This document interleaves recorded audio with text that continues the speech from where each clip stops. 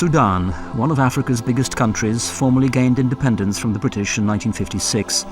Independence was quickly overshadowed by a constitutional crisis between the Islamic Arab regime in the north and the large non-Arab, non-Muslim minority in the south, which resulted in two drawn-out civil wars that lasted over 20 years. The subsequent humanitarian disaster cost the country over 2 million lives, and 4 million refugees were forced to flee their homes. Refugees fled to the north to escape the atrocities, and large refugee camps were rapidly established on the periphery of Khartoum. Displaced persons were accommodated in cardboard, straw and sack housing. Sometimes entire families resided on only 6 square meters. With no secure water supply, abysmal hygiene, no adequate food supply, no work, no privacy, very few gave thought to the luxury of education. The government would not accept our children. Schools from the south were not relocated, so that when we came here, education became a problem.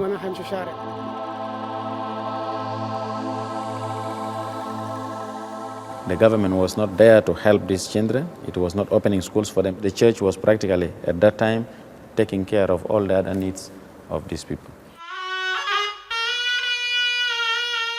With no other education option, many refugees had to send their children to local Islamic schools.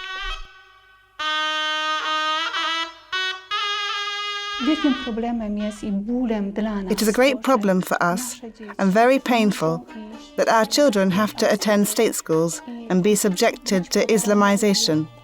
Without outside help, our schools will be unable to manage. We are quite simply losing young people, children. We are losing whole families. It's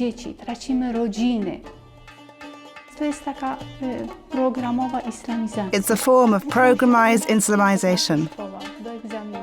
Even in our schools, the children have to learn whole fragments of the Quran by heart because it will be in their exams. We have to understand the question of introducing Islam or Islamic or Quranic quotations in the education syllabus, like in mathematics, in geography, in history, and so forth. This is not happening by chance. This is a strategy of the government. To provide the necessary education for the hundreds of thousands of refugee children and to prevent the loss of faith amongst the present and future generations, the Catholic Church quickly began to organize makeshift schools. The program soon became known as Save the Saveable. The Save the Saveable program, school program, started back in 1986. It was started by His Eminence Cardinal Gabriel Zuberwako as a way of responding to the situation of many displaced people who are running from the south, from the east, and from the northern part of Sudan to the northern part of the country, mainly Khartoum.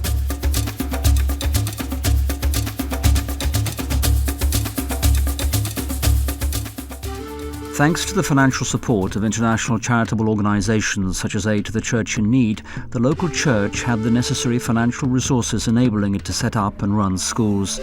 The first schools were established on church grounds, built solely with refugee labor. The fact that parents did not have to pay for their children's education proved decisive for the poverty-stricken families. There are currently 200 Save the Saveable schools in Sudan, including 54 primary schools and 131 nursery schools. There are around 1,200 teachers, including 200 dedicated to religious education. However, due to the difficult financial situation, the Church has had to limit and reorganize its education commitments. In spite of constant difficulties, Catholic schools continue to operate as best they can. They maintain such a high standard of teaching that even Muslims enroll their children. Yes, Muslims are accepting to send their children to our schools every year. In different schools, we have many Muslims in our schools. They are believing in education, first of all. And they are looking for the future, and they are looking where good education are. We pray before classes, and every day we used to pray even in the morning, and everything we are doing in the school normal. And the Muslims are doing with us.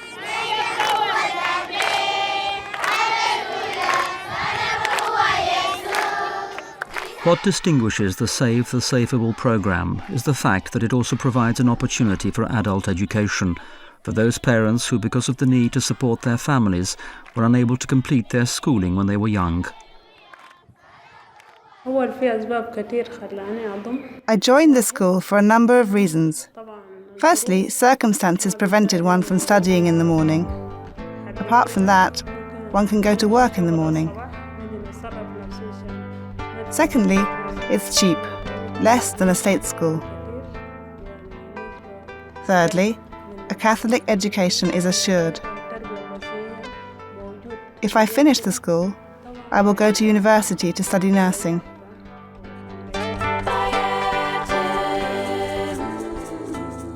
We estimate that about 1 million children benefited from this Save the Saveable program. Some studied and graduated up to university level. We might be talking of 200,000 people. Because of the high educational standards and alternative programme, Catholic schools have attained a solid reputation amongst both students and parents. Concerned by the thought of well-educated Christians, the Khartoum authorities began closing Catholic schools on a massive scale in the 1990s. More than half of our schools, which were founded to respond to these needs of the children, were broken by the government. It was practically forbidden because they said it was not allowed to open churches. And since all these schools literally were also used for worship because Christians were coming there to pray on Sunday, so the government got the pretext of trying to throw down the schools because you have opened churches illegally. So it was a bitter time of persecution that the church went through. But the church was there consistent, trying to respond to these needs. On the 9th of January 2005, the Comprehensive Peace Agreement was signed between the Islamic government from the north and the Sudan People's Liberation Army from the south. Paradoxically, running church schools in refugee camps has proved more difficult in times of peace than during the war. With the ending of the conflict, so did much of the foreign aid. Today, the Sudanese Catholic Church is unable to provide the necessary financial means for this education on its own. Many of the donor agencies who were helping the church during all those years, difficult years, got an information, the peace agreement has been signed. We were helping you because of the war. Now the war is over. So please, we cannot help anymore. And so the resources began to shrink. It began to dwindle. And so it was impossible for the church to keep running so many institutions, so many schools at that scale with such big number. Today, the number of children participating in these teaching programs has decreased dramatically. 5 years ago, there were still 70,000 girls and boys attending, but today there are less than 30,000 pupils within Khartoum and a further 2,500 outside Khartoum. Although part of the drop in numbers can be attributed to the return of some Christians to the south, sadly, the most common reason for taking students out of schools is poverty. The church, with a drop in external financial support, is no longer able to afford supporting the poorest 20 to 25% of students who cannot pay, and so the refugee parents take their children out.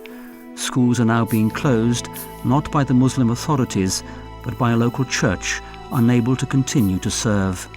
Remember that during all those 15 years, the church was not collecting a single penny from the child. And so it was depending exclusively on the external help. Now with the external help being cut, how could we run these schools?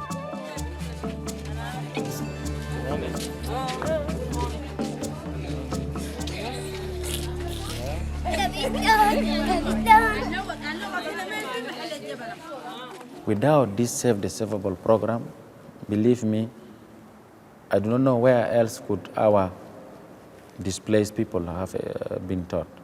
People who came from the south, from the east, from the west, the marginalized people, the black people of the southern Sudan, where could they have been taught? Our history could have been different without this simple Save the Saveable program. So it was providential. If there's one Christian remaining here, we shall be with that Christian. The 99, which was left by the pastor in the desert, to follow the one who get lost, we shall do that. We we shall remain to run after the one who has been straying in the desert. That is our vision.